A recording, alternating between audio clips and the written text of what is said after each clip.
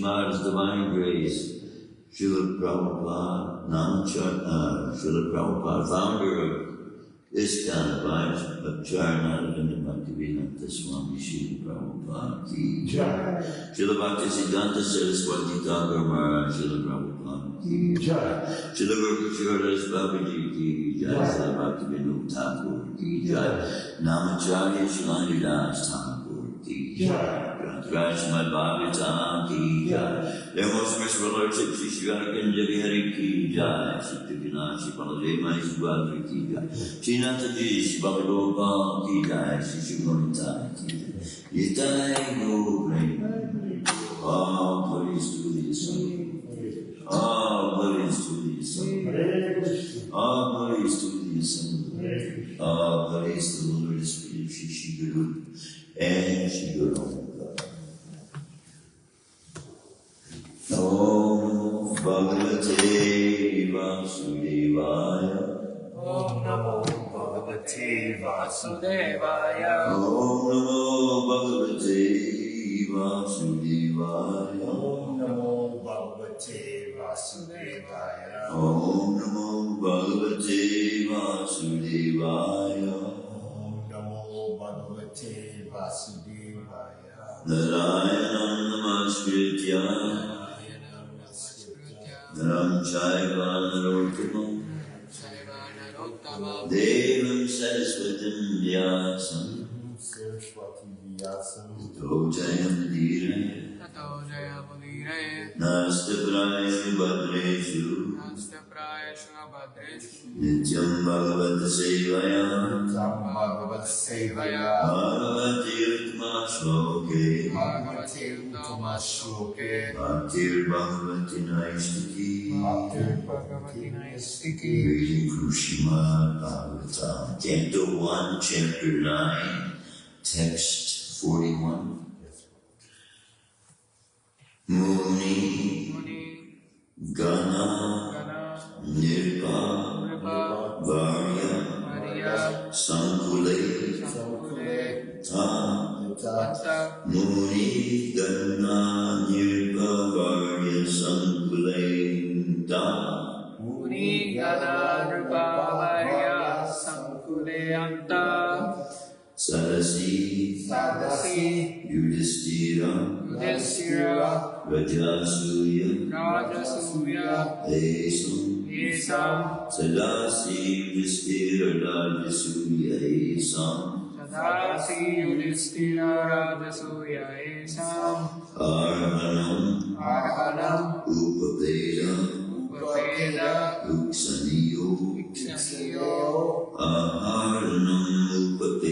Uksaniyo Aharanam Upapeda Ikshaniyo Mama Drishi Gochara Esa Avi Atma Mama Drishi Gochara Esa Aviratma Muni Gana Nirpa Varya Sankule Anta Sadasi Yudhishthira Rajasuya Esam Arhanam Upapeda Ikshaniyo Mama Drishi Gochara Esha Aviratma Muni Gana Nirpa Varya Sankule Anta Sadasi Yudhishthira Rajasuya Esam Arhanam Upapeda Ikshaniyo Mama Drishi Gochara Esha Aviratma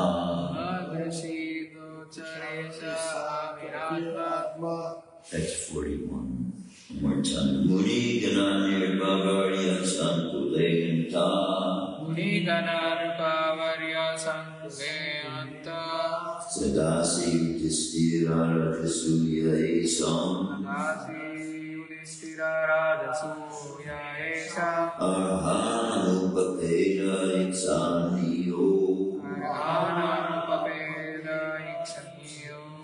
Mama Drishi Gochara Esha Aviratma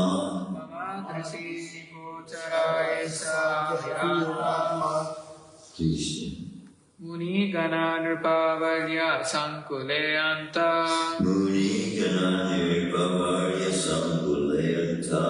Sadasi Yudhishthira Rajasuya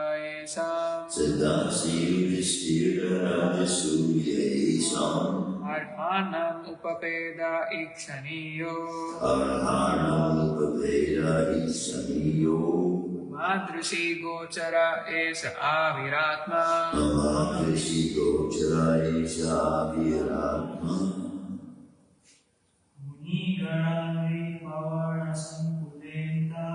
Muni Gana Nirpa Varya Sankule Anta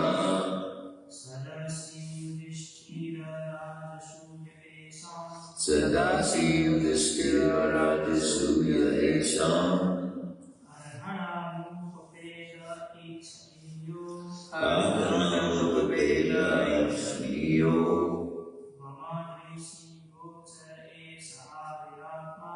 Mahadrishi Gochara Esha Aviratma Muni Gana Nirva Varya Sankunata Muni Gana Nirvavarya Sankulenta Sadasi Yudhisthira Rajasurya Isam Sadasi Yudhisthira Rajasurya Isam Ahanam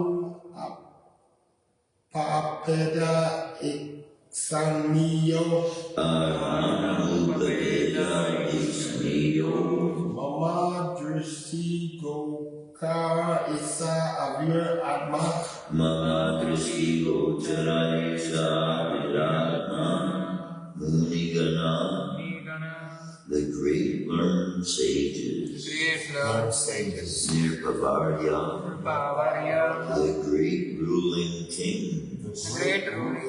Sankale, in the great assembly of Antasadasi,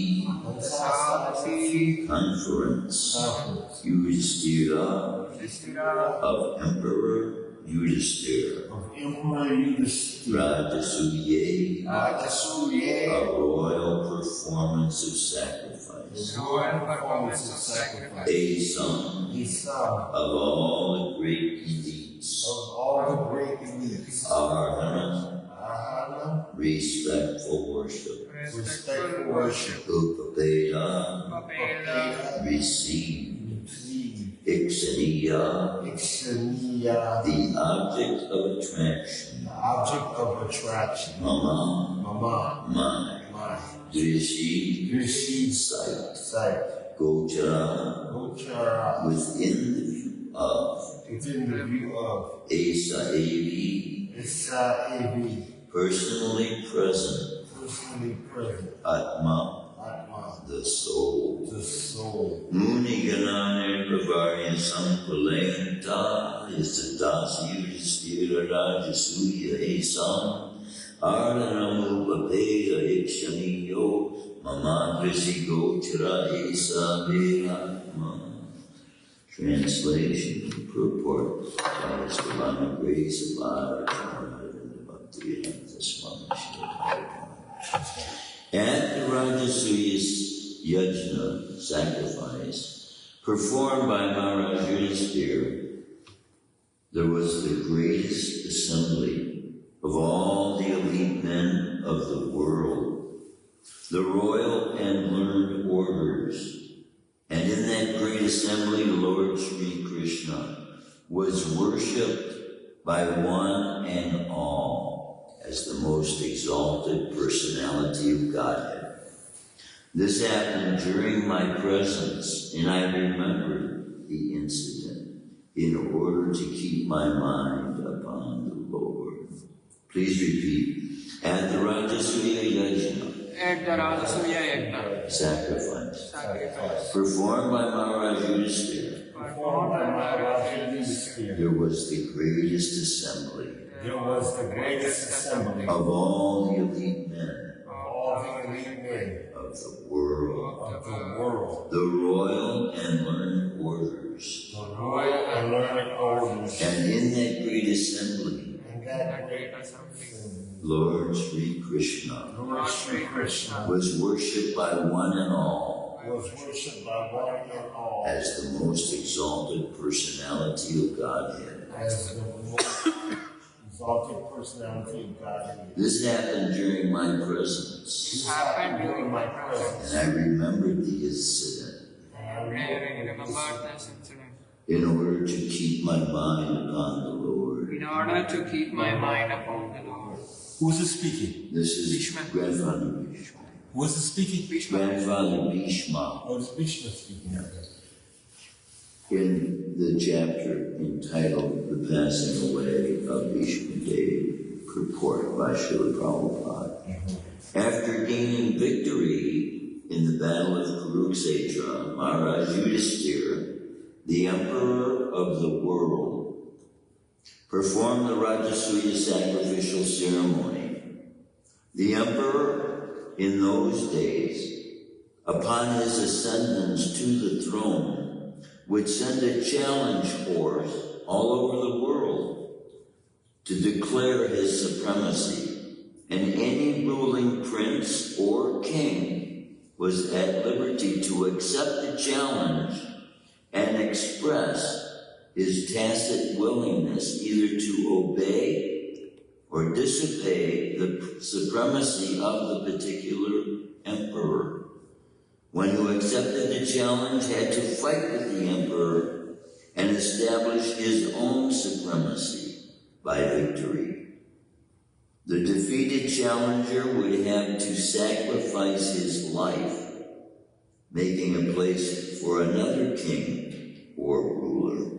So Maharaj Yudhisthira also dispatched such challenging horses all over the world.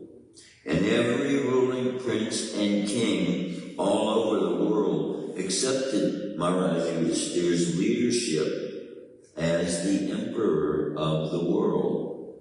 After this, all rulers of the world under the regime of Maharaj Yudhisthira were invited to participate in the great sacrificial ceremony of Rajasuya.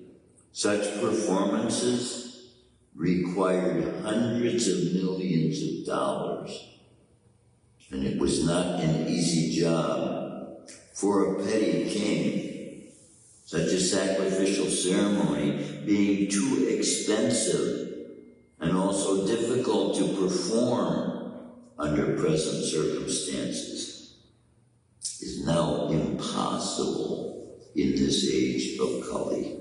Nor can anyone secure the required expert priesthood to take charge of the ceremony. So, after being invited, all the kings and great learned sages of the world assembled in the capital of Maharaj Yudhisthira. The learned society, including the great philosophers, religionists, physicians, scientists, and all great sages were invited. That is to say, the Brahmins and the Kshatriyas were the topmost leading men in society, and they were all invited to participate in the assembly. The Vaishyas and Sudras were unimportant elements in society, and they are not mentioned herein. Due to the change of social activities in the modern age, the importance of men has also changed in terms of occupational positions. So in that great assembly, Lord Krishna was the cynosure of neighboring eyes. Everyone wanted to see Lord Krishna, and everyone wanted to pay his humble respects to the Lord. Bhishma Dev remembered all this and was glad that his worshipable Lord, the personality of Godhead, was present before him in his actual formal presence. So to meditate on the Supreme Lord is to meditate on the activities, form, pastime, name, and fame of the Lord.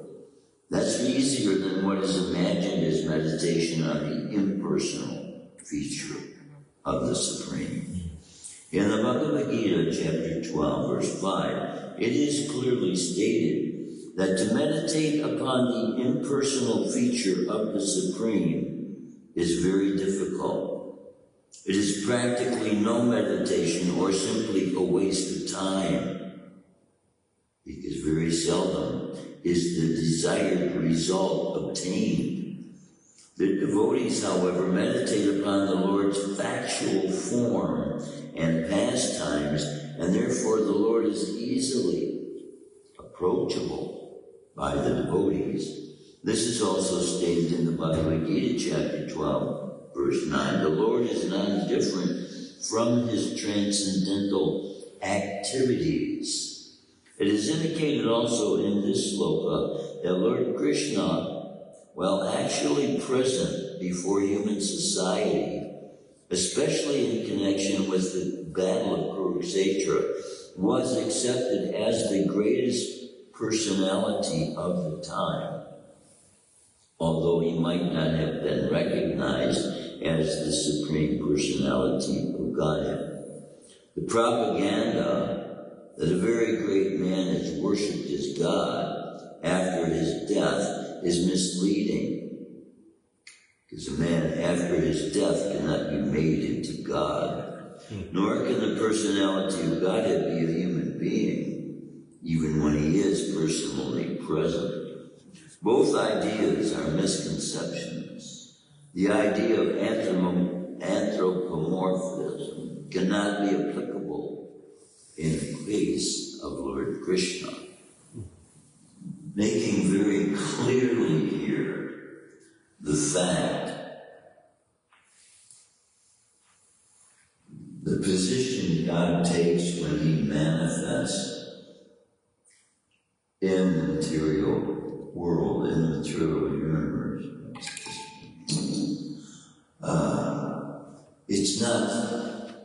It's not that he takes as a position of lower status and then gradually comes to a state of godhood, which a lot of these paths are promoting as the process to become God. And so this is what Srila Prabhupada is pointing out here. Even the process itself, because emptiness of thought is not this natural state of the soul.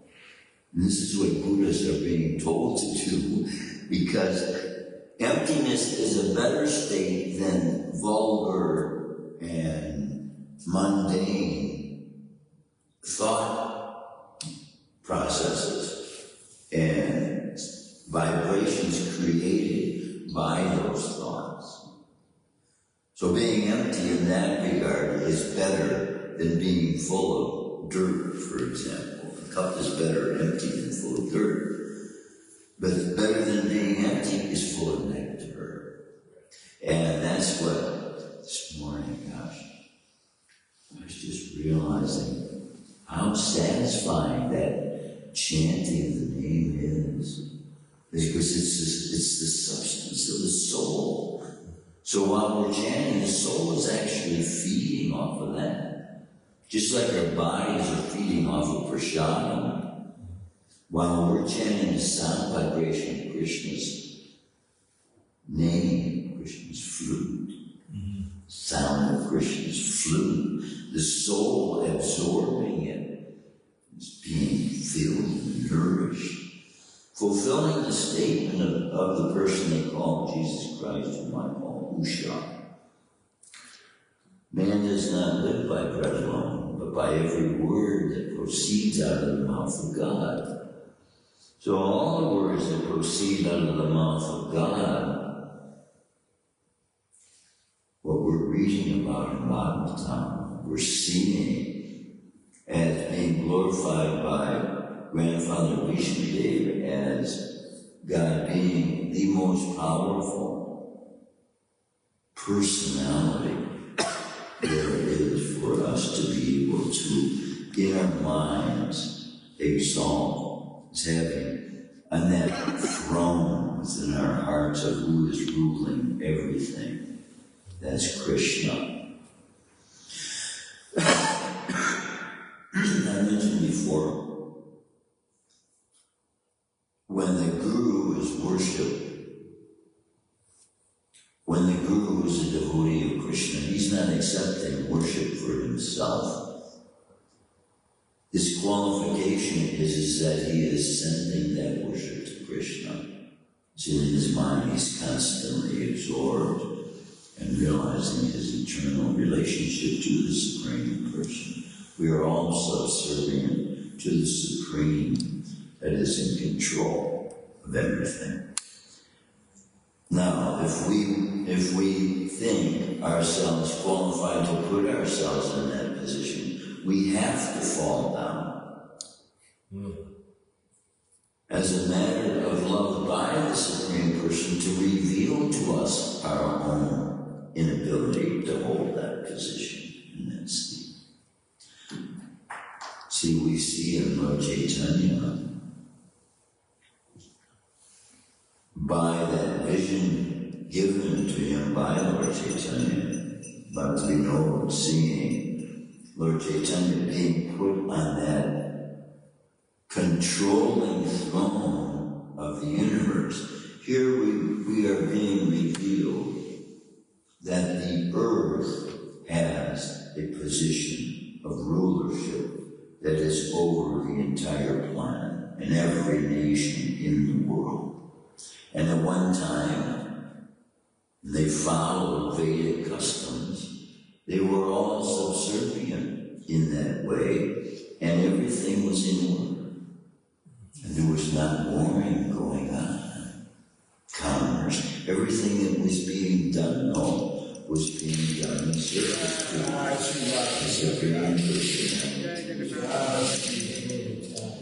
The Yudhishthira was taking this position, but he also was in that position recognizing the supremacy of the personality of the Supreme Lord Krishna. This is, as pointed out by Krishna himself, what is the point of all Vedas, is to make known who the Supreme Person is and the means we have to be able to reestablish once again that eternal relationship with Krishna and reestablish again in our Swarup. It has been criticized about Srila Prabhupada that he did not give knowledge of their Swarup to his disciples. So his disciples were inquiring about this as well. My guru points out that the understanding we have as disciples of Srila Prabhupada is that this movement having been established by Lord Sri Chaitanya Mahaprabhu himself, that engagement in the movements, activities that are connected to the Supreme Personality of Godhead automatically puts us in the activities of that Swarup form. So all these spiritual activities have the quality of being spiritual because they are of that eternal nature. So when we sing, chanting Krishna's names, which is expected of all of us, even though all of us are not taking part these days, it was once known by all devotees. When you came into the temple and there was chanting going on, everybody took part in it. We're supposed to be doing that, calling and responding. This is just a common etiquette that all the devotees share and know we do. But that is being pointed out by Sri Chaitanya Mahaprabhu himself. Dancing with Krishna is the highest, most elevated activity a pure soul is able to do with God. Dancing with God. That's the most elevated place a human being can be brought to. And that's what all of these artis are for as well. We come and we dance in the temple to experience the joy. Even the Bible says, all the days of my life have I risen my voice to glorify and praise your holy name. But the people to whom this is written have no concept or idea of what that is and for the application of it in this day and age. So this is what we have to come to know. The application of God's teachings for us in the here and now. And that's what this Hari Nam, Hari Nam, Hari Nam, Eva Kevalam, Lo Nastiva, Nastiva, Nastiva, Gativa, Amita. We can go on singing forever these holy names. That's what we are given voices to do. Speak about God, sing about God. That's what we're given ears to hear about God, about the glorious, eternal pastime and the quality of the characteristics of God's personality. That simply by coming in contact, and as is pointed out here, everyone who was even on the battlefield got liberated. No, I was reading the other day, I'm not sure if I was at the very beginning of Mahabharata, but at the very beginning of one of the Parvas there anyways, opens up with Maharaj Yudhishthira in hell. In hell. But in comparison to what normal lengths of time are spent in hell, it was a moment's flash. And Krishna explained to Yudhishthira why every Brahmin should smell hell. Should smell all. Should smell hell. That's good to So to be distracted away from it. No, so that they know what to avoid, why to avoid it. Yeah, to be distracted away from it. Yeah, exactly. Yeah, that's what you were saying. Yeah. Be distracted. Well, we want to be attracted by Krishna, but yeah, like you're saying, that means we repel. Right. What acts will lead us to the end result of the smell of hell. Because see, the senses can all be used by material energy itself for us to suffer. Any one of them can be used to cause us suffering, to experience the suffering, all the suffering which we don't see as, is also a form of mercy. Because the more we get here, the less we will have to get when we leave here. Right? Yudhishthira,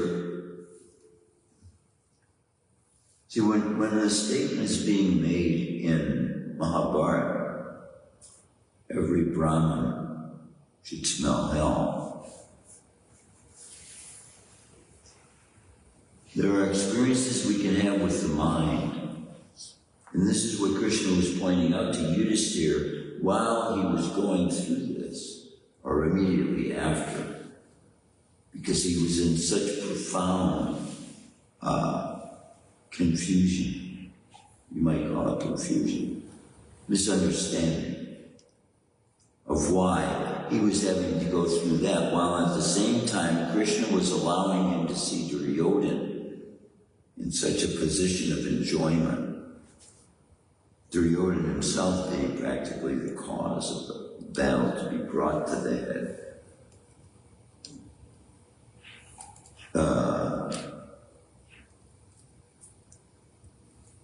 So all these extreme positions that all of these different souls were taking in response to Krishna. Some of them were very obstinate. Some of them were very loving.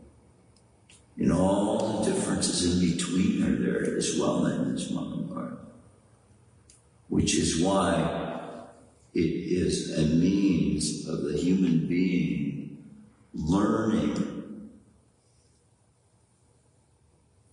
all the qualities of God that He wants us to develop as human beings.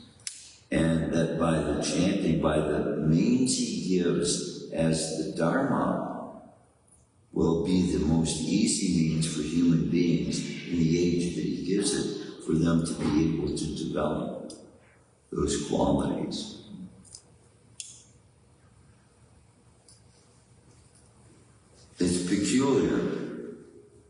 that we are being brought to manifest that which is eternal through that which is temporal.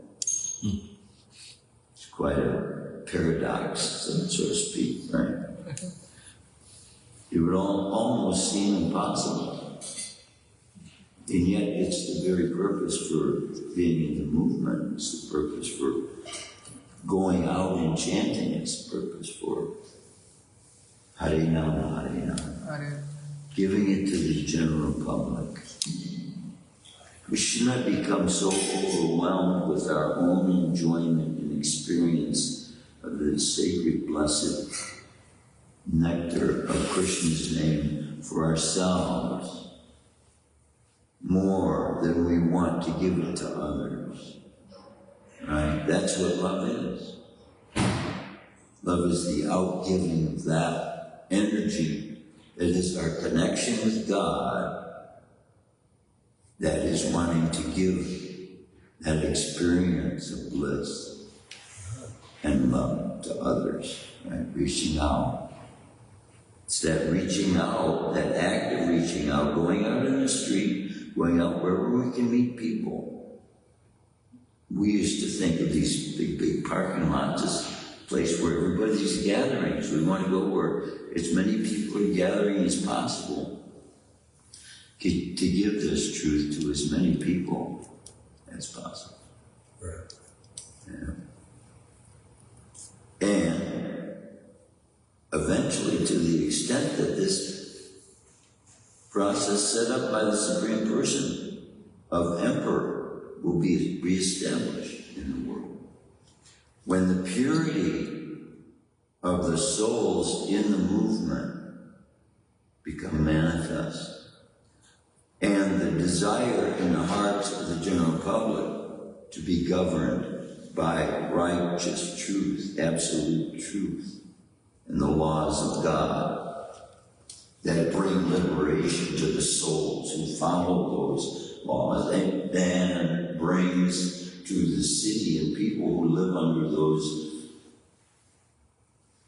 judgments, under those laws, instructions, guides, that they will experience the highest experiences of pleasure and happiness and peacefulness with one another.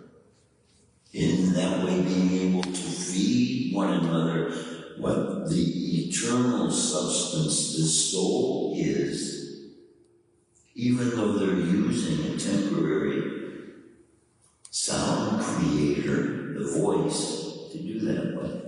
You feed souls when you speak eternal truth to others. You feed the soul's substance that it is. Wait. Oh, Just a fact. When you speak the truth to another soul, you're feeding them the substance they're made of. yeah. And when this is lacking in people's lives, then there's no experience of self, what they are, because we are made of truth. So the more lies human beings make, thinking they are justifying themselves, getting out of punishments or whatever, the farther away they are coming from, they're running away from the knowledge of what they are, or the substance. Is why truth is exclaimed as so necessary on all spiritual paths, as being the substance of one of the foundations of spiritual path is truth. And without it, everything else is invalidated. If the substance and knowledge of the self is truth, then if we lie, they say we are what we eat. But if we are made of Satchidananda knowledge, eternal knowledge, then anything that we speak other than that, we are speaking of that which we are not, of other than that which we are not. Which makes that is the sum bonum of hypocrisy. Looked at from that perspective, anyone that is not self-realized is living a hypocritical life because it's disconnected from the eternal. The eternal is that which we're longing to find in our pursuits. Eternal happiness, eternal love, eternal joy, eternal beauty, eternal sound. It's all what the soul is made of that we're longing for, being trapped in these physical bodies that so restrict the soul. And yet, by the grace and mercy of Lord Chaitanya, the soul is enabled, even though restricted to some extent. It is able, by the use of all these senses, to engage in an internal activity, spiritual activity. Where we say the 9 crosses, Shravanam, Kirtanam, Vishnu Smaranam, Adasevanam, Bandhanam, Archanam, Bandhanam, Dasanam, Shatam, Atmanivedam. What do Christians say? No, you just have to believe. Leaving a person to question what to do, which is why people at the end of life, bingo, there's nothing that they can think of better to do than involve themselves with pastimes that remove the mind from the activities they were engaged in the material world. Sense of relief. That's what games are here. But what most people are not realizing is there can come a time you can play games with God. Krishna Bol, I forget his name, but he played a game of chess with Krishna as a boy, with him. Who is that one, Prabhu? Krishna and one boy were playing chess together, but he tried to cheat. So Krishna took him away right then. No cheating. Krishna doesn't like cheating. But see, if you're liberated by Krishna, Krishna by his own personal hand kills you, you're liberated. You're not getting another material body the same way. So just gaining entrance into God's presence is a privilege that most people don't realize. And most people take for granted when they say.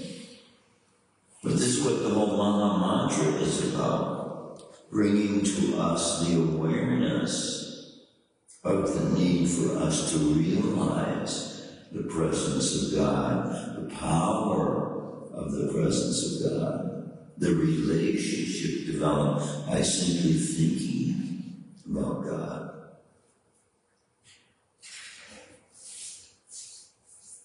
Sometimes we reflect on all these things we're being exposed to in the material world as it coming from some other source besides God. Bump our head, lose our keys, drop something we were making or whatever, scratch this thing, do this thing wrong or that. We look at all these things as having its source maybe from something other than Krishna himself. But the powers that be are because Krishna has put them there. And everything that happens is happening as a result of the laws that Krishna has created. Knowing this helps us to see in our own lives and take responsibility as well. And then when we do in the future,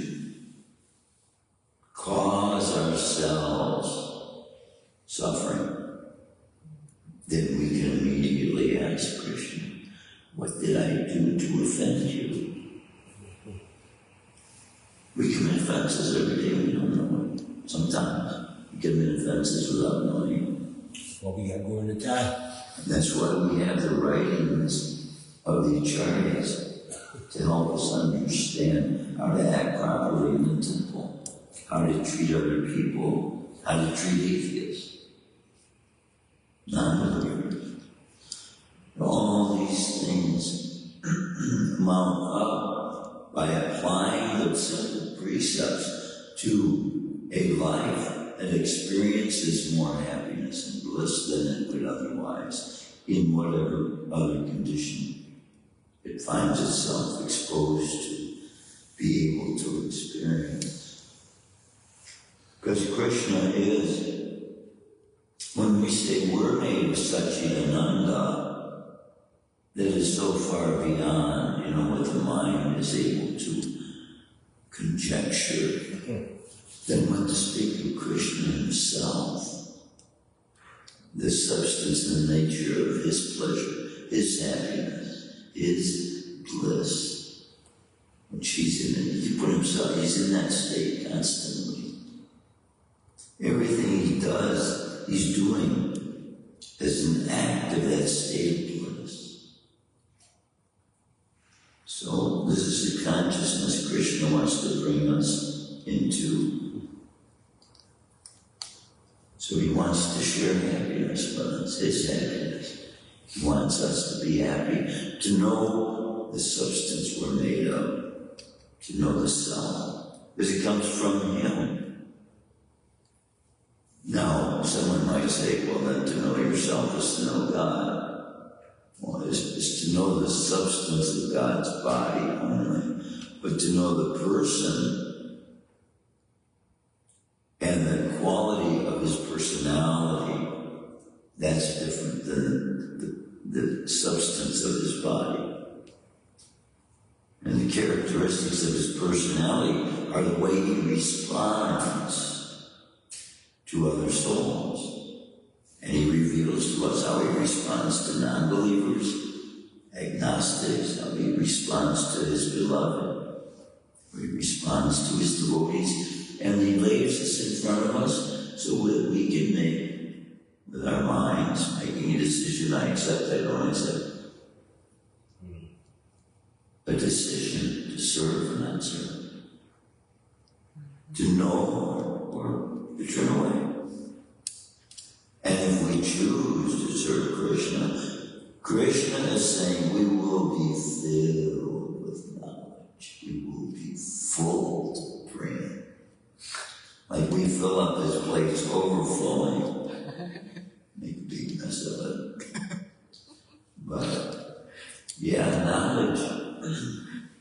I'm coming to really cherish what having studied Krishna consciousness now is coming to mean to me in my latter days. I'm so thankful that I put this study of Krishna into my heart, into my mind, because it's so relieving to be able to look forward positively forward. Positively forward, yes. Looking with anticipation to see Krishna when I leave this body. Looking forward to that. With anticipation. And see, this is exactly we're looking the opposite direction. They're looking at people are living in fear of dying. Every day, every moment. Loud noise, oh my God, I might die. Cut your finger, oh my God, blood tells me I might die. Stumble on your foot, I could have fallen, could have killed, could have died. Slam on the brakes at a red light, car comes rushing through, could have died.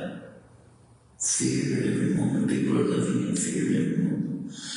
And putting themselves in a position to be able to fear, to be having a reason to fear.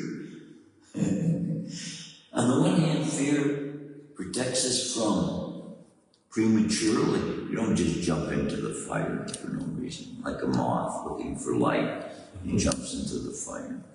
Not fools like that. But in effect, think about it. People that are living in sin, constantly engaged in activities that expose them dangerously to death, exposing them to use of heavy machinery. At any time can drop a bolt, drops, and then boom, this thing falls on your head and finished. Isn't that, that's how life is. Driving to work, some idiot on the road, alcohol, drugs, right, and it kills you. End over. Finished. Story over. And people live in constant fear of this because they're engaging in activities separate from those activities that will give them eternal benefit. And without, in their thoughts, without entering into those thought processes that they have, the idea of eternal existence doesn't even come into their minds through the daytime. We can think about it as a possibility. They're hurrying about to do things because the end is coming. Not because of anticipation of it coming, because of the fear that it is coming to an end. Death is an end to most people's minds. In most people's minds, death is an end. Is it enemy? An end. E-N-D. Yeah, it is the end of everything. That would be reason to fear if you thought that way, right? I don't want everything to end you. I don't want everything. As far as consciousness is concerned. Oh, here he comes. And Charlie, I'm trying to avoid it. Oh, man. You got to put some bananas in your concept. Is it? Banana potassium? Yes. Yeah, they're good in potassium. What I'm telling you, something got to give. Oh, it is 5 to 9. I can go out and say it again. It is 5 to 9 o'clock in the morning. It does leave room for questions that one might conjure in your mind what some soul out there might be longing to hear about, what some soul wants to know about. Why is Lord Shiva the master of yogis? The master of yogis, those yogis, as it's brought out here in this purport, that are looking for that impersonal liberation. They're all looking to him for something. And that's why he's somewhat removed or just aloof from his own disciples. Same way Mother Kali is too. They're all looking, and this is a distinction Krishna makes in what bhakti is. You don't come to Krishna with bhakti and a desire for your own self at the same time. As we see with those who have gained entrance into Krishna's presence, Dhruva Maharaj. I was looking for glass. No, I don't want that anymore. Now I got you. You are what the satisfaction I was looking for that I didn't know I was looking for. The satisfaction I was looking for, Krishna, is you. Now please, I don't want anything else. And see, that's the difference between a bhakta who is serving a demigod. They serve demigods for something in exchange. And that's not bhakti. Not bhakti at all. And it's not love. It's not love. So see, immediately, the concepts in this process reveal the purity of love that is demanded, that is required, that is expected in the spiritual realm. So we got to develop that here. And as that develops here, we become more and more able to see what that future will be. Yeah. This is the meaning in the Bible, the statement saying, without a vision, the people perish. but with a vision of what God's promises are. What more prophetic can we have than that which God says will be in the future if we do such and such? You do this, and I will do this. Now we might say, well, that's conditional also. It is, but do it without the condition of wanting anything in return. Do it with the mentality. So Krishna gives us to show us what the result will be, but then reveals to us not to develop the desire to have any result. That's the emptiness we need. In that place in our minds that we fill with demands, what we want. Let that be empty. In our place where we've had experience that we cherish, experience with Krishna's own love as personal association, that we hold in highest esteem in our minds.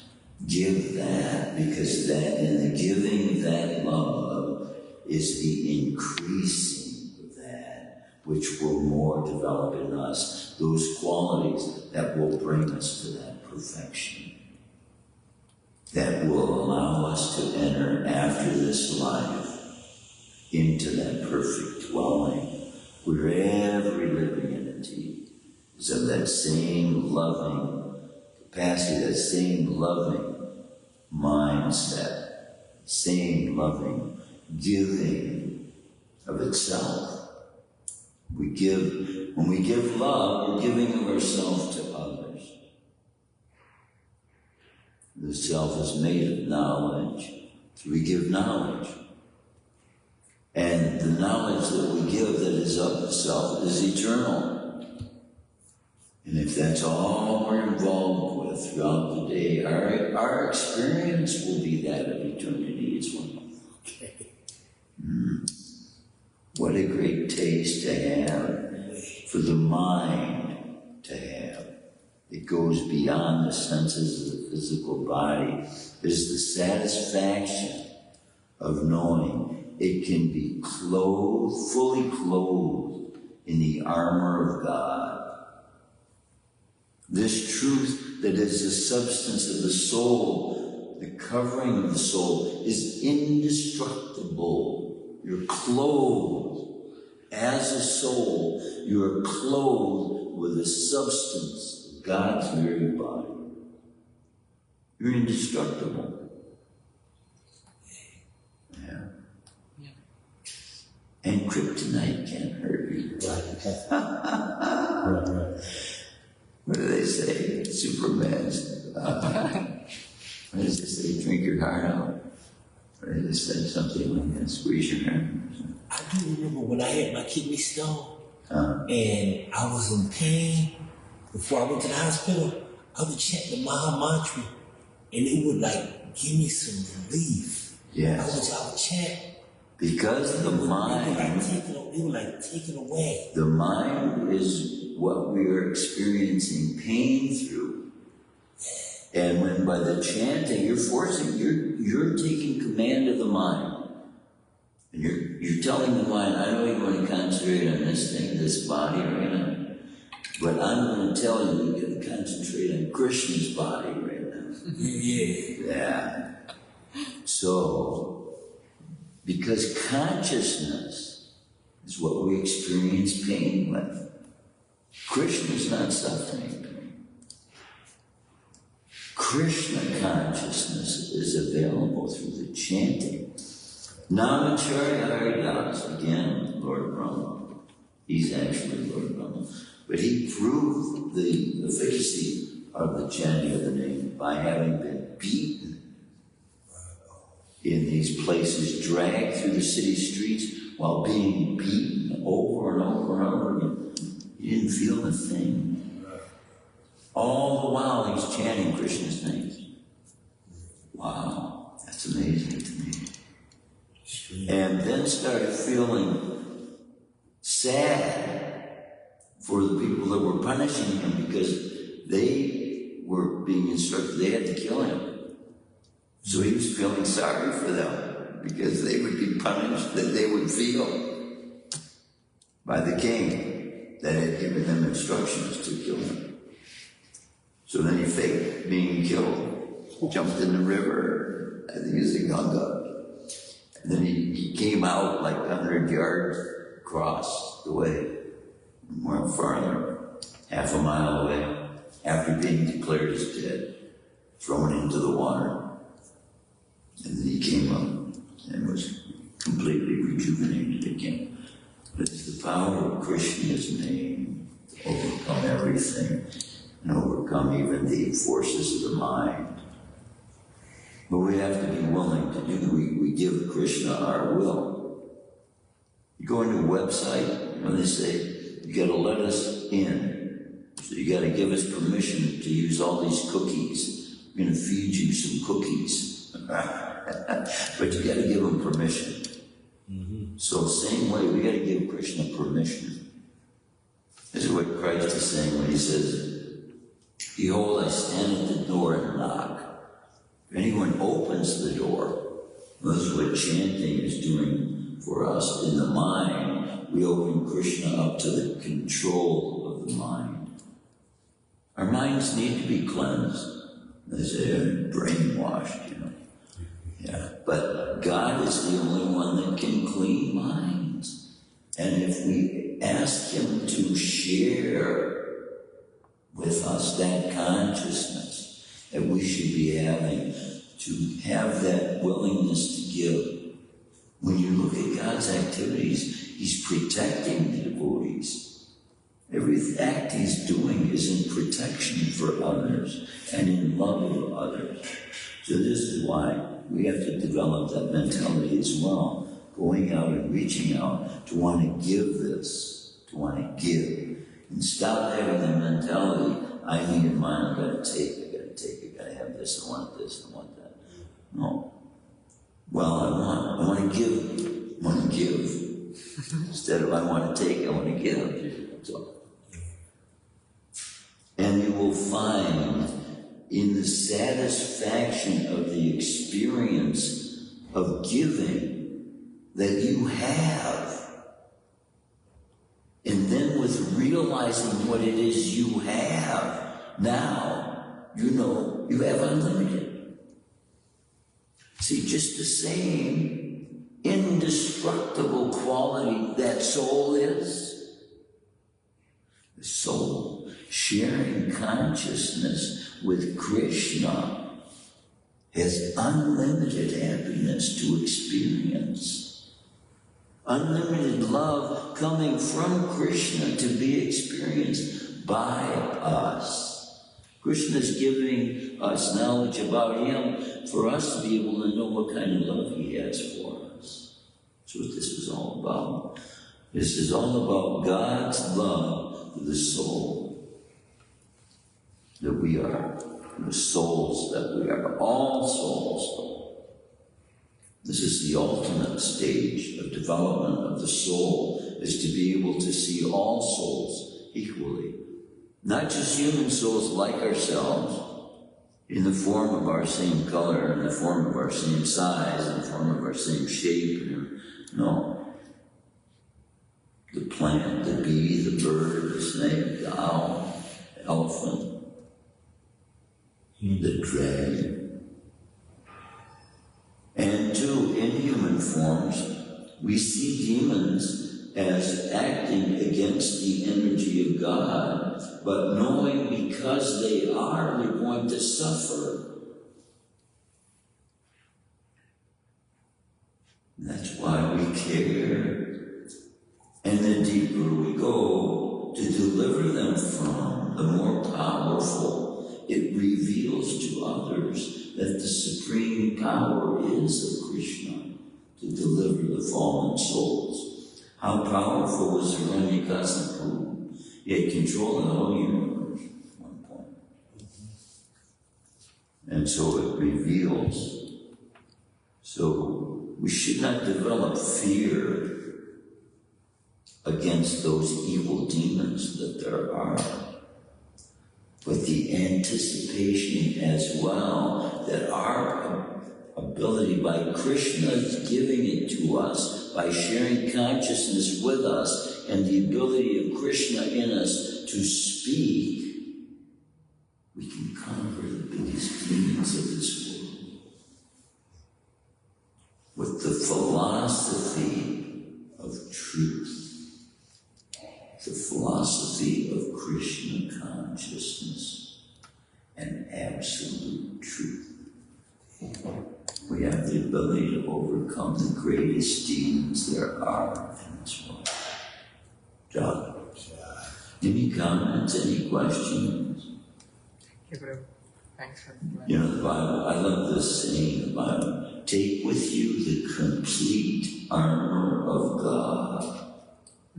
You're clothed with truth. And you can see that substance we are in the spiritual world. You don't need clothing there. You're automatically clothed. The soul is automatically clothed. It's an eternal substance, the truth that it is. It doesn't need to be covered. So our bodies are completely different there than what we see here. Is that which attracts us to this way and excites us in this way. And like those spiritual bodies are not of that nature whatsoever. Even in the heavenly planets, the bodies are of such different nature. They are born with garlands, born with fresh, beautiful garlands that remain fresh their whole lives. Completely different bodies. And then when they start to wilt, they know it's time. I'm running out. But their bodies are so required, their purpose there is so required, they must be replaced. So when they leave, another one comes in their place. That's how it happens in the spiritual, in the heavenly planets. Spiritual world, we may find out we never left. We may wake up from a dream. Okay. Which, see, this is Lord Vishnu's dream. Yeah. You know that. Right. We find out we're part and parcel of him. So we have somehow entered into his dream. But as souls, that Swarup, see, it's still there. We've left from it as souls. We left our bodies. We left our real bodies.